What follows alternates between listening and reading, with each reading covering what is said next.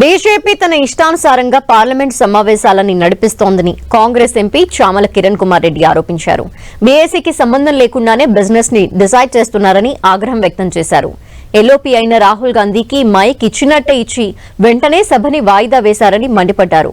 Parliament standing committee సిఫార్సులని కనీసం పట్టించుకోవటం లేదని, పార్లమెంట్ ప్రత్యక్ష ప్రసారంలోనూ ప్రతిపక్ష సభ్యుల్ని చూపించడం లేదని ఎంపీ చామల కిరణ్ కుమార్ రెడ్డి ఆరోపించారు. లీడర్ ఆఫ్ అపోజిషన్ మాట్లాడే ప్రయత్నం చేసినప్పుడు మైక్ ఇచ్చినట్టు ఇచ్చి కట్ చేసి స్పీకర్ హౌస్ ని అడ్జర్న్ చేసి వెళ్ళిపోయింది. రాహుల్ గాంధీ గారు లేచి నిలబడ్డ తర్వాత మైక్ ని డిస్కనెక్ట్ చేసి మైక్ ఇవ్వకుండా అడ్జర్న్ చేసిపోతే మేము అందరం ఎంపీలు ఇమీడియట్గా వెళ్ళిపోయి స్పీకర్ క్యాబిన్లోకి వెళ్ళిపోయి ఏంది ఇది అని అడిగినాం. ఈ మధ్య బీఏసీ అనే దాన్ని ఫాలోనే కావట్లేదు. బిజినెస్ అడ్వైజరీ కమిటీ సంబంధం లేకుండానే బిజినెస్ ని స్పీకర్ గారు ఆఫీస్ ద్వారా బిజినెస్ ని నిర్ణయిస్తున్నారు. దీనికి నిదర్శనం మన ప్రధానమంత్రి మోడీ గారు. సో ఇది బీఏసీ నిర్ణయాలను కూడా పట్టించుకోలేని పరిస్థితి ఈరోజు పార్లమెంట్లో వచ్చింది.